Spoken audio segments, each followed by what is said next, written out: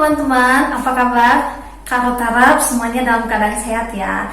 Nah, hari ini adalah bagian ketiga untuk melanjutkan soal tipe deret angka.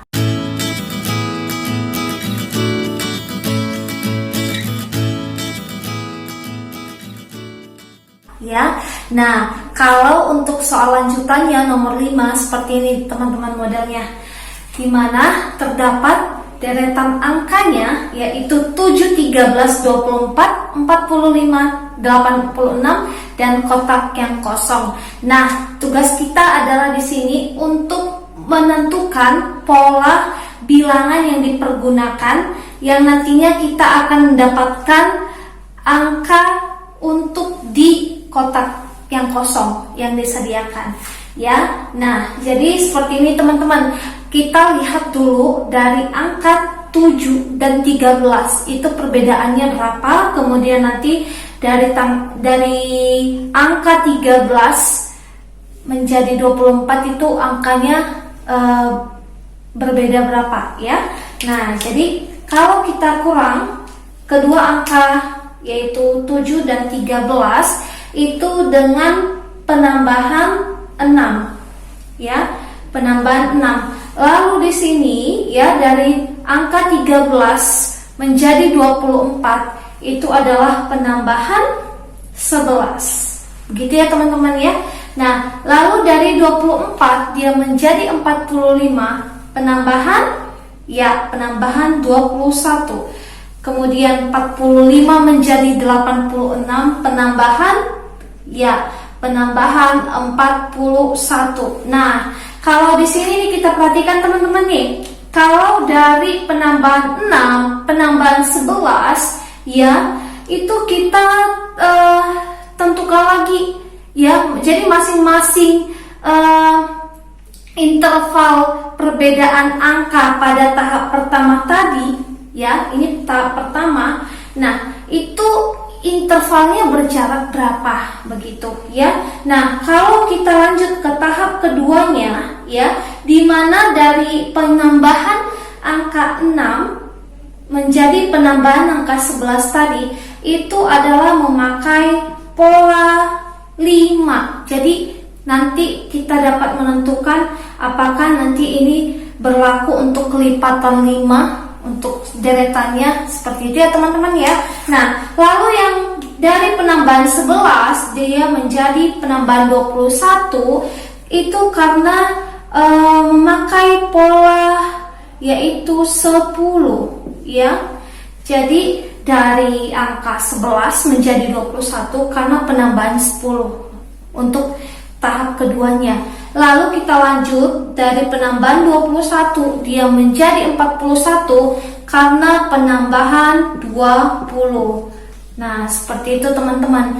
Nah, jadi kalau dia di sini kita lihat ada hubungannya antara angka 5, angka 10 dan angka 20 itu dipakai kelipatan 5 ya, kelipatan 5 atau nanti kelipatan 2 untuk masing-masing angka yang kita kotakin tadi ya. Nah, jadi kalau dari sini untuk tahap ketiganya ya, untuk tahap ketiganya nih teman-teman ya, dari angka 5, pola angka 5 tadi dia menjadi pola angka 10 itu karena dikali 2. Begitu juga dari pola 10 menjadi 20 itu karena dikali 2 juga. Nah, jadi hal ini kita berlakukan untuk mengisi angka pada kotak yang kosong yang disediakan ya. Jadi kalau kita ikuti ini teman-teman, di mana di sini tadi adalah perkalian 2, perkalian 2. Nah, untuk selanjutnya ya, untuk selanjutnya kita akan memakai perkalian 2 lagi ya. Perkalian 2 lagi untuk menentukan nanti penambahan polanya itu nanti di berapa ya.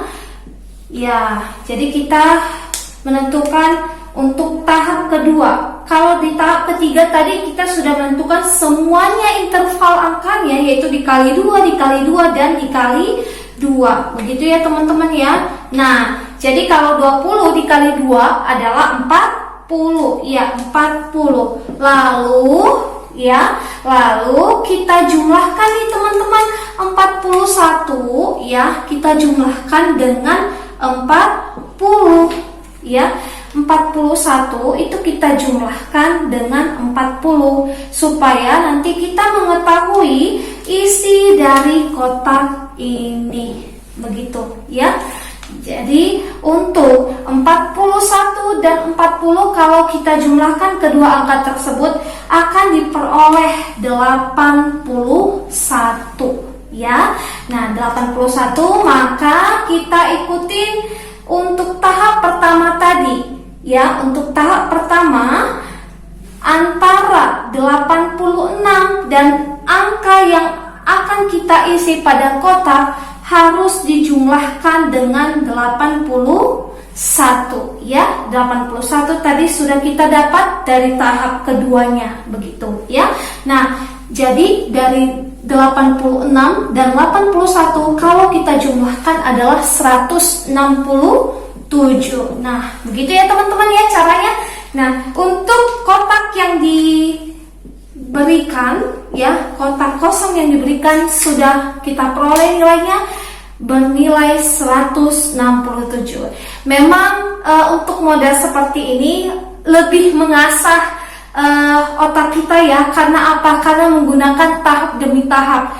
Nah, jadi kalau di sini Kak Ruth berikan caranya yaitu dengan kita memahami sifat dari angka-angka yang ada ya. Begitu juga untuk nanti bisa kita terapkan kalau kita sudah mendapatkan polanya dalam menentukan angka yang mengisi kotak kosong itu ya. Seperti itu ya teman-teman ya.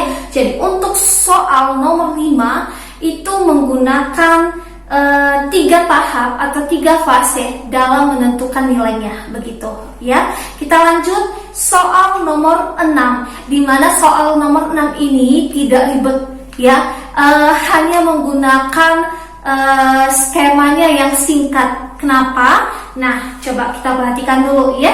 Di mana terdapat angka 12, 191, 61. Nah, angka kosongnya diisi oleh angka berapa gitu ya, kotak kosongnya ya. Nah, jadi kalau kita perhatikan nih teman-teman ya, dari angka 12 nih, lalu angka keduanya angka 1. Nah, itu masih urutan pertama, kedua. Nah, kalau kita perhatikan urutan ketiga, keempat, kelima, keenam, apakah ada persamaan atau ada perulangan angkanya? Nah, ternyata ada nih teman-teman. Kenapa ada? Iya, kalau kita perhatikan ya, nih, ini untuk urutan kedua, ini tadi untuk urutan keempat, dan ini urutan ke-6.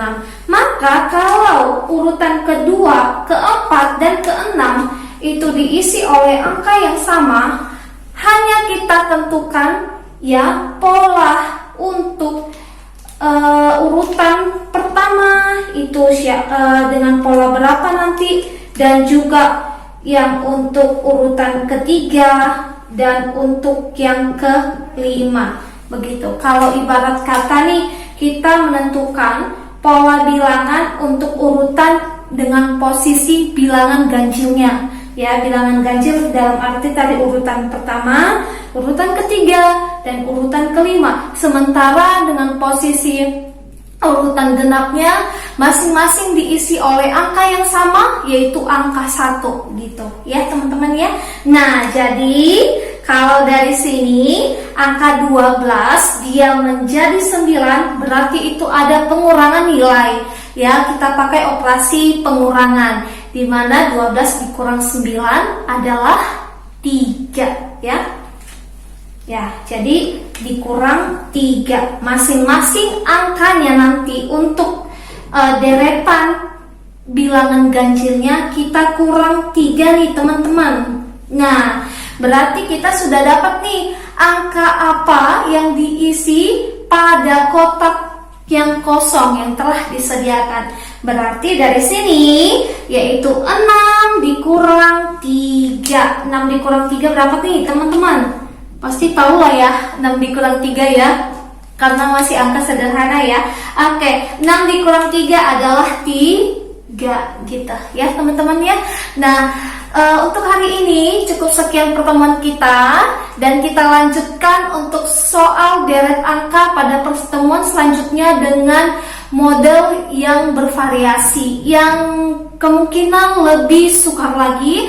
Tapi jangan khawatir teman-teman, Kak Ruth akan membantu kalian untuk mempermudah dalam penalaran deret angka seperti yang sudah Kakak Ruth share untuk hari ini. Oke, sekian dan terima kasih. See you.